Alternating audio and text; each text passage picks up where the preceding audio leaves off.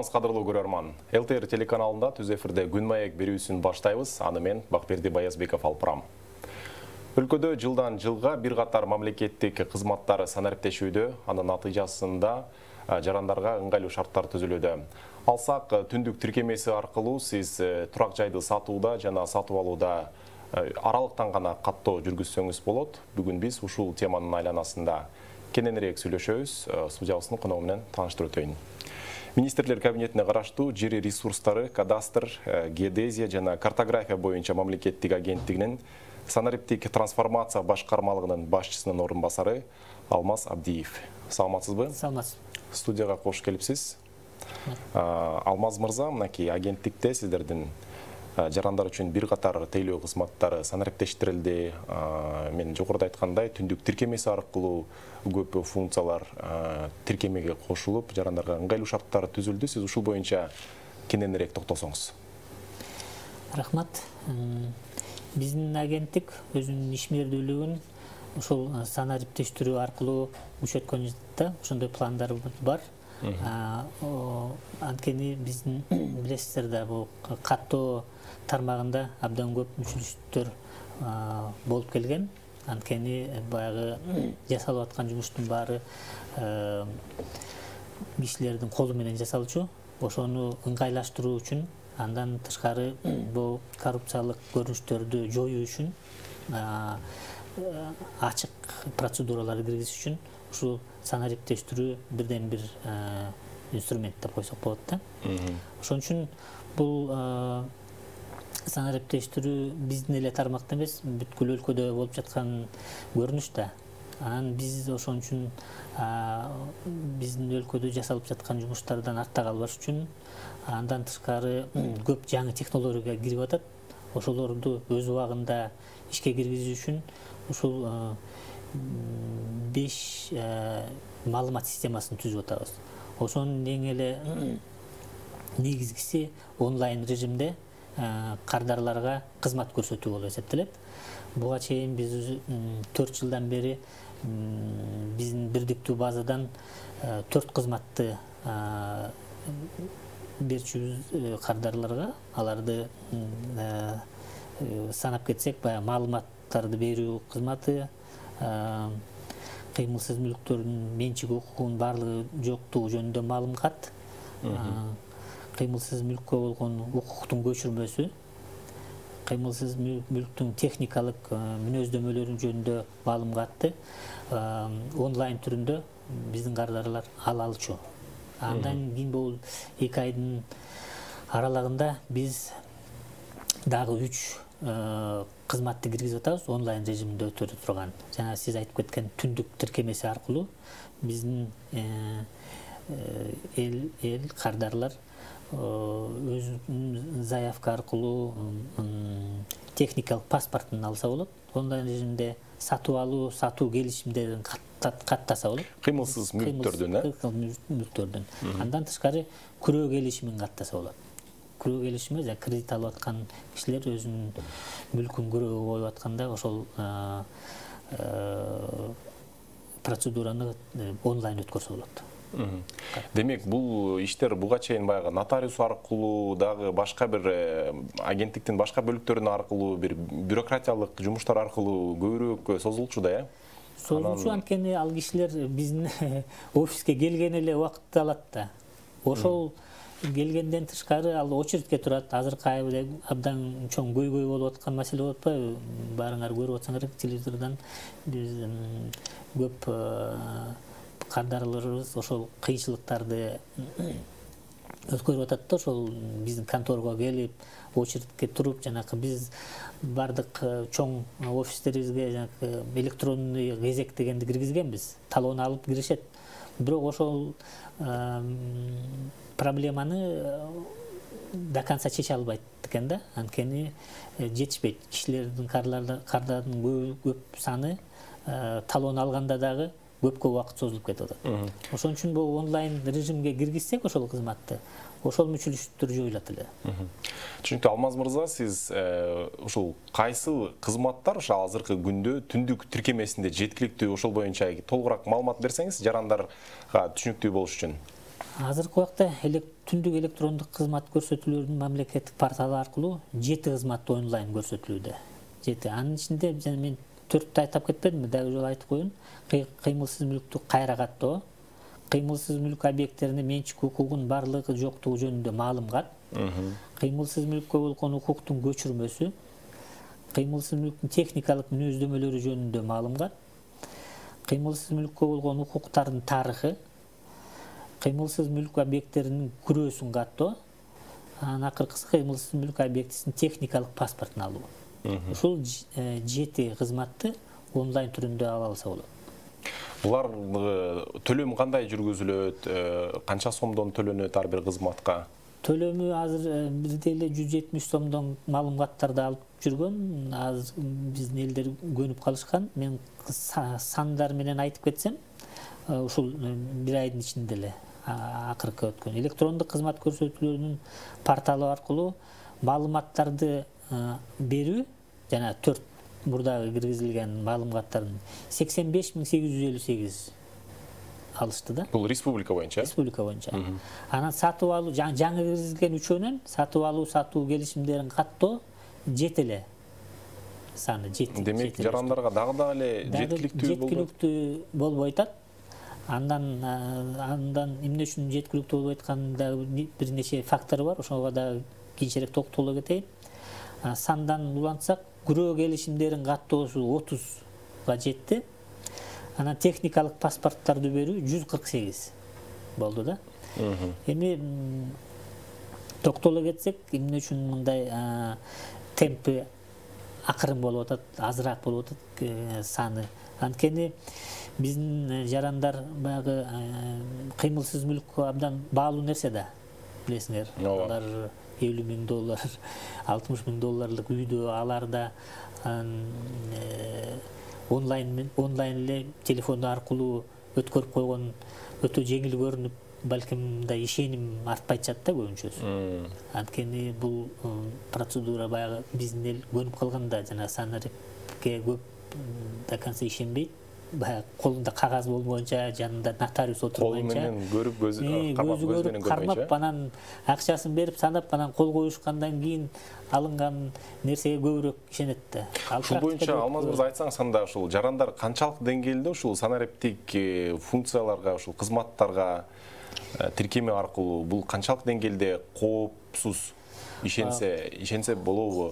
Ишенсе болот. Баарыбыз эми санарип тиркеме аркылуу колдонгонду баарыбыз эле үйрөндүк да. Башында баарыбыз эле баякы мындай наличный акчага көнгөнбүз да. Азыр уже баардыгы карточка аркылуу, QR аркылуу көнүп алышты да. Даже наличный акча көтөрбөй калышты көбүнчөсү. Ошол сыяктуу эле көрүнүш бул дагы бара-бара элдер көнө баштайт. Анткени ыңгайлуураак. Очередке барып турбайсың. Ошон үчүн бул коопсуздук жагын биз карап бергенбиз. Камсыздайбыз коопсуздугун. Бизде атайын протоколдор бар. Анан двухфакторный подтверждениялар бар. Ошон үчүн буга эч коркпостон эле ушундай келишимдерди түзө бериш керек. Эгерде бир баягы сатып алуучу менен сатуучунун ортосунда кандайдыр бир суроо жаралса, ушул түндүк тиркемеси аркылуу турак жайды каттоодо алар кайсыл жакка кайрыла алышат? Андай суроолор кайсыл жерден чечилет? Суроолор биздин агентствонун кызматына кайрылса болот. Азыр биз ошо пландаштырып атабыз. Атайы ошондой суроо жоопко жооп бере турган консультационный служба ачкан. Консультация бере турган кызмат ачалык деп атабыз. Атайы дежурный телефондор болот. Ошол аркылуу бардык кадрлар суроолоруна жооп ала алат. Демек азыр кол борбор ишке кире элек, Кол борбор ишке кире элек. Биз азыр пландаштырып атабыз аны. Түшүнүктүү. Сиз жогоруда белгилеп өтпөдүңүзбү? Жалпы ушул республика боюнча 85.000 каттоо жүргүздүк деп, электрондук түрдө. Анан ушул каттоолордун каттоо эмес, ал эми маалымат берүү. Маалымат берүү. Негизи эле ушул аталган функциялар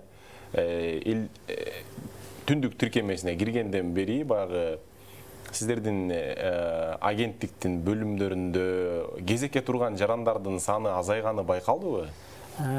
кезекке тургандардын саны азайганы байкалган ошол убакыт эле. Баягы мен 4 жыл мурун эле киргиздик деп атпайбызбы, маалымга аталгандардычы. Башында жанагы справка имени дегендерди келип алчу да көп элечи. Биздин офистерде, конторубузда көп очередтер бар болчу. Ошол кызмат киргенден бери элдер көнгөндөн кийин ушу бир эле айдын ичинде ушунча 85 000 болуп аткандан кийин ошончо киши уже келбей калды да биздин конторубузга. Андан тышкары бул маалыматты биз любой региондон алат да, допустим, алардын кыймылсыз мүлкү Баткенде же Жалал Абадта болсо, алар маалыматты бияктан Бишкектен эле алат. Боюнча кечиресиз Алмаз мырза, көрүүчүлөргө кенен түшүнүк берсеңиз, негизги суроо бул жанагы кыймылсыз мүлктү батирди сатууда, сатып алууда бул жарандардын ортосунда келишим көп жүргүзүлөт да. Анан сиздердин ушул түндүк тиркемеси аркылуу негизи эле бул канчалык деңгээлде жеңилдетилген, канча убакытта бүткөрсө болот, ан үчүн кандай маалыматтар талап кылынат мүмкүн, же жанагы нотариустун макулдугу керек деген сыяктуу кандай өзгөчөлүктөрү бар, ушулар боюнча кененирээк токтолсоңуз жарандарга түшүнүктүү болуш үчүн. Эми ал тиркеменин иштеши боюнча бизде жанагы ар бир кадамы боюнча инструкция жазылган. Биздин сайтыбызда бар, биздин баракчаларыбызда бар. Ал процедурасы оңой эле. Анча көп жетишпей санариптик инструменти ыңгайлаштырылган да, интуитивно биле тургандай. Баягы инструкцияны карап, анан бир точканы каждый раз баспай эле, мындай карап суроо келет, анан өзү подсказывать этет деп тиркеме. Мындай кыласың деп пошагово, то есть ар бир кадамы жазылган да. То есть атайы окуу өткөрүү кереги жок да мындайга. Бул ар бир жаранга жөнөкөйлөтүлгөн өтө. Анан баягы негизи эле мүлктү сатууда азыр баягы үй бүлөлүү адамдар үчүн, жубайынын же жолдошунун макулдугу сөзсүз түрдө керек болот да. Анан ошондой учурда сиздер тиркемеде кандай иштедиңиздер, ал жакта жубай кандай эмненин негизинде макулдук бере алат? Алар өзүнүн макулдугун ошол тиркемеден эле көрсөтүлөт.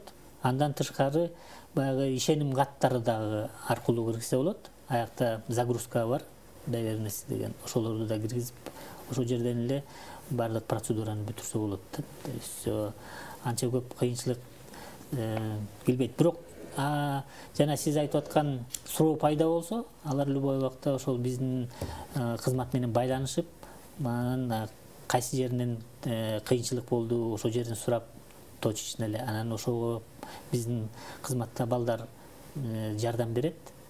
Өз убагында подсказка кылып, колл-центрден болгондо ал жумуш күчөтүлөт деп ойлойм. Бирок азыркы убакта деле биздин агентствого чалса, ошол жооп бергенге даярбыз. Ошол негизи кол борборду ачуу сиз алдыда пландалган дедиңиз. Эми тактап айтканда ал быйыл ишке киреби, качан ачылат? Ишке кирет. Буюрса уже пландарыбыз бар. Ошого атайын каражат бөлдүрүп дайындап атабыз кызматкерлерди. Атайын телефонный каттарды жасап атабыз да. Ошо техникалык жагын жабдуусун бүткөндөн кийин эле ал дароо кызматка кирет. Бул тиркемелер аркылуу ушул кыймылсыз мүлктөн тышкары башка сатып алуу, маалымат алуу боюнча жарандар канчалык деңгээлде маалымдуулугу жогорулады азыркы күндө? Азыркы күндө маалымдуулугу абдан эле чоң деп айтып койсок болот. Баары эле билип калды. Түндүк киргенден бери кишилердин саны көбөйүп жатат ай сайын. Демек, бөлүмгө келген учурда дагы сиздер түшүндүрүп келген жарандарга, кардарларга, сатып алуучуларга түшүндүрүп көрсөтүп жатасыздарбы? Баягы бул жумуштарды аралыктан тиркем эле аркылуу санарип өткөрүп койсо деп ошондой тештирүүнүн маалымдагы натыйжасында бүтүрсө болот деген сыяктуу. биздин операторлор отурган баягы кардары келгенде артыкча жанагы очередь туруп анан көп убакыт кетирген кардарларга ошол өз убагында ошондой рекомендацияларды берип көрсөткөнгө аракет кылышат. Мен өзүм деле ушундай бир окуя болду жакында. Маалым катты алуу боюнча сиздердин агенттиктин бөлүмүнө бар, ал жактан кезек күтүп, убактымды коротуп, ал жерге турган менен көрсө, баягы түндүк аркылуу эле ошол маалым катты 170 сом төлөп алса болот экен да. Ушундай мүмкүнчүлүктөрдү мүмкүн көбүрөөк жарандарга дагы да таратыш керекпи? Анткени мен чын айтсам, мен деле билген эмесмин да бул маалым кат электрондук түрдө берилерин.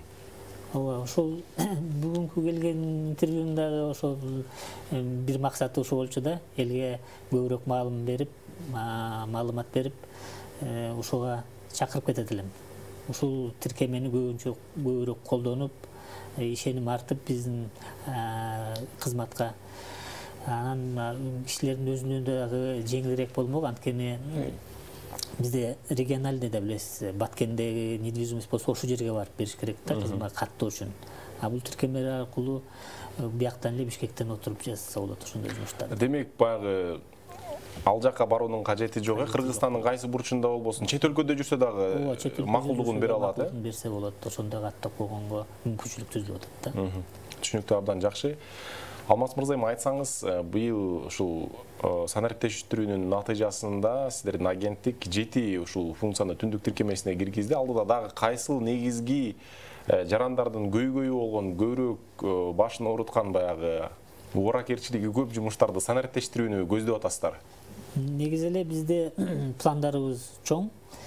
Бизде азыркы убакта 4 маалымат системасы түзүлүп атат.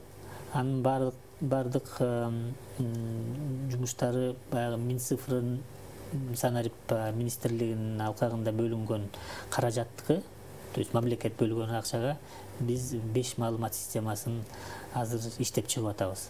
Анын арасында атап кетсек, бул бизде Дарек Кежи деген система бар да, билесиңер, баягы адресный система деп коет. Баарыбыз уже көнүп калбадыкпы, тиркемеде Тугис деген менен колдонуп атпайбызбы? Ошонун деле мамлекеттик аналогы. То есть башкача айтканда биздики бүт республиканы камтыйт. Жанагы Тугисте бир шаарларда эле жасалган да. Азыркы убакта биз ошол өзүбүздүн мамлекеттик улуттук системабызды түзөбүз, Дарек деген.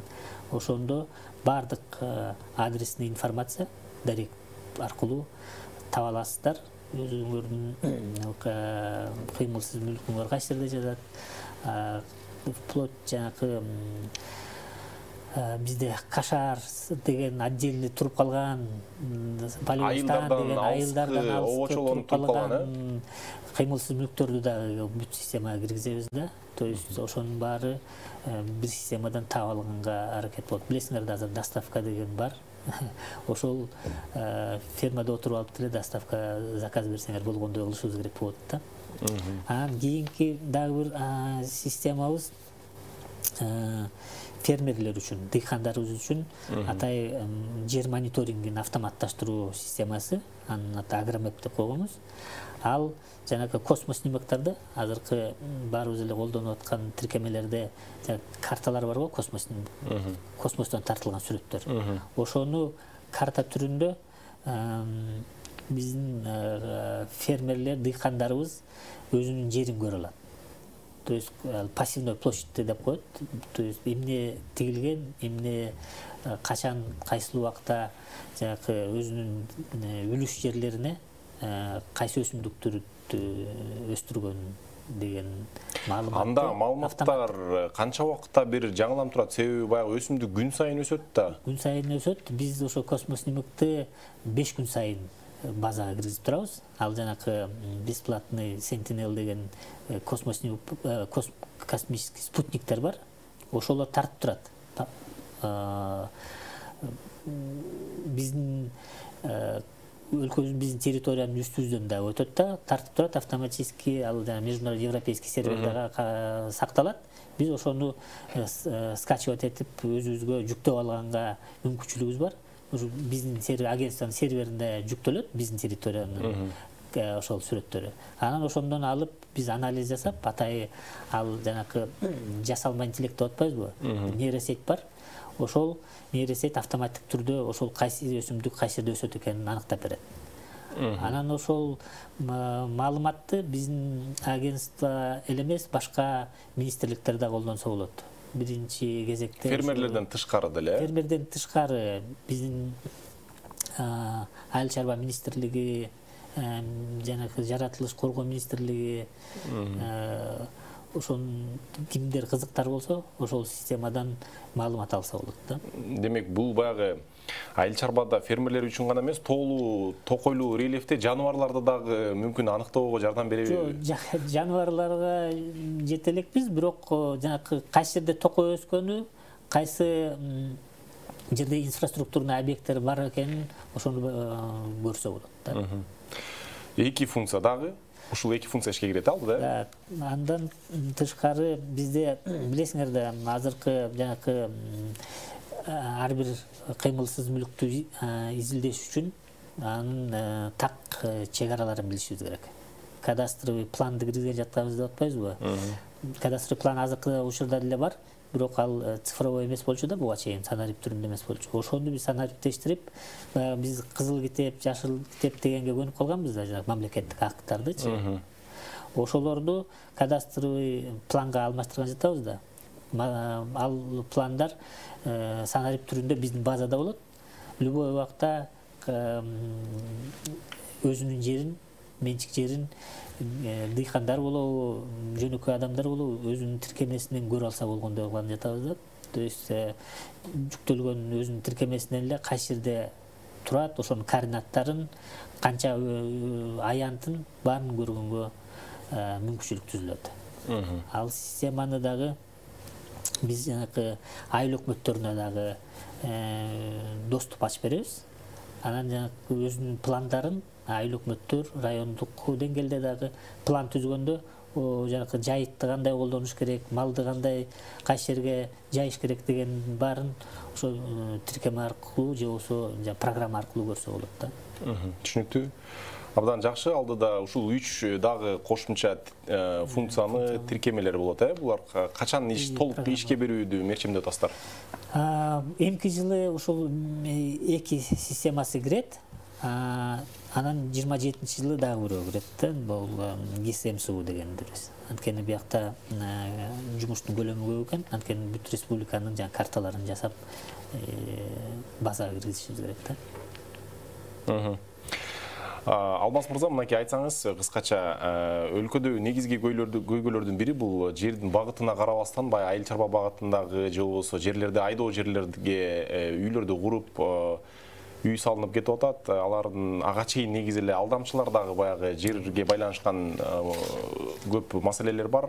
Айрымдар аны соттошуп, көп жылдан бери узакка талаштып тартыш маселелери жаралып келатат. Анан кийин негизи эле ушундай маселелерди болтуртпоо үчүн сиздердин агенттик кандай иш-чараларды көрүш керек? Биз түшүнөбүз, бул бирок баягы бир нече мамлекеттик органдардын комплекстүү иши, бирок сиздердин кандай иш-чара көрүүнү пландап атасыздар? Бул как раз биздин функцияга кирет.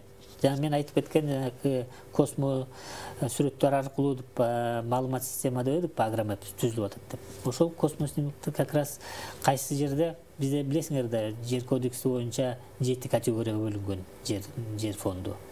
Ошонун ичинде бул населенный пункт деп коебуз. Жанагы шаарлар, жанагы конуштардын баары ошол категорияга кирет. Ошолдун мыйзамсыз чоңоюп кетиши болуп атпайбы? Чек арасы айыл чарба категориясына кирип кетип атат да. Көп жерлер биздин жанакы айдоо жерлерибиз ошол застраиваться этип салынып кетип атпайбы? Мыйзамсыз. Ошолордун баары көрүнөт дагы, биз автоматтык түрдө аныктай алабыз. То есть жанакы биз жасалма интеллект деп атпайбызбы? Ошол бизге маалыматты автоматтык түрдө көрсөтөт. Кызыл менен бул жерлер салынып кеткен, канча категориясы жанагы айдоо жер деп. Ошондо биз өз убагында өз чараларды, тийиштүү чараларды көрө алгандай болобуз да. Анан башка биздин министрликтер, өнөктөштөрүбүз менен бөлүшүп ошо маалымат. Демек, жанагы жогоруда сиз белгилеп өткөн тиркемелер, негизили дагы маалыматтык базалар толук ишке кирсе, дагы да ишти алга жылдырууга жардам берет да, Ооба, ошол үчүн иштелип жаткан системаларда ошол көп маалыматтарды өз убагында биздин чечим кабыл алуу турган органдар алып турат. Түшүнүктүү. Рахмат. Бизге берилген убакыт ушуну менен соңуна чыгып калды. Кадырлуу телекөрүүчүлөр, биз ушуну менен Күн маек берүүсүн жыйынтыктайбыз. Бул жолку эфирде жер ресурстары, кадастр, геодезия жана картография боюнча мамлекеттик агенттигиндеги санариптик өзгөрүүлөр тууралуу сүйлөштүк. Бизде конокто аталган агенттиктен санариптик трансформация башкармалыгынын башчысынын орун басары Алмаз Абдиев болду. Эфирде ЛТР телеканалынын YouTube каналынан, ошондой эле Facebooктагы баракчасынан көрө аласыздар. Берүүнү мен Бакберди Баязбеков алып бардым. Кечиңиздер көңүлдүү улансын.